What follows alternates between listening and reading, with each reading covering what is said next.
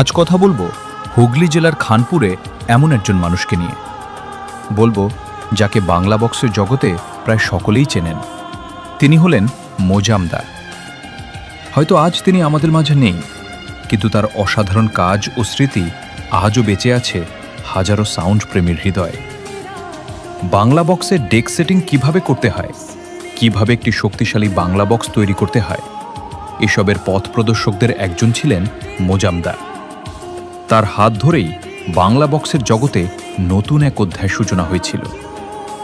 পুরনো দিনের সেই সেটআপ, সেই অভিজ্ঞতা এবং তার অবদান আজও সবাই শ্রদ্ধার সঙ্গে স্মরণ করেন। মোজাম শুধু একজন মানুষ নন, বাংলা বক্সের ইতিহাসের একটি স্মরণীয় নাম।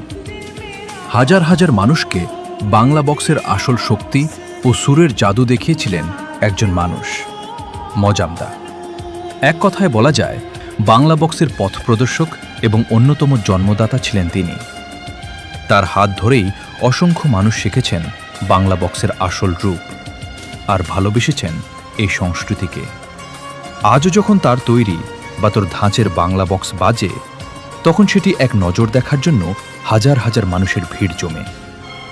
এটাই তার কাজের সবচেয়ে বড় সম্মান।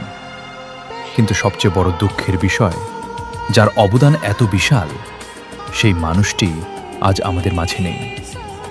তবুও তার সৃষ্টি, তার শিক্ষা এবং তার স্মৃতি চিরকাল বাংলা বক্স প্রেমীদের হৃদয়ে অমর হয়ে থাকবে।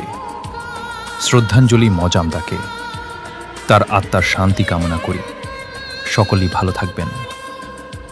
বন্ধুরা, ভিডিওটি ভালো লাগলে অবশ্যই একটি লাইক করবেন, কমেন্ট করে জানাবেন আপনার মতামত, আর এমন আরও ইতিহাস জানতে কমেন্ট করে জানাবেন। আর এটা ভুলবেন না বন্ধুরা, এই পিবি এডিটর চ্যানেলটাকে ফলো করতে।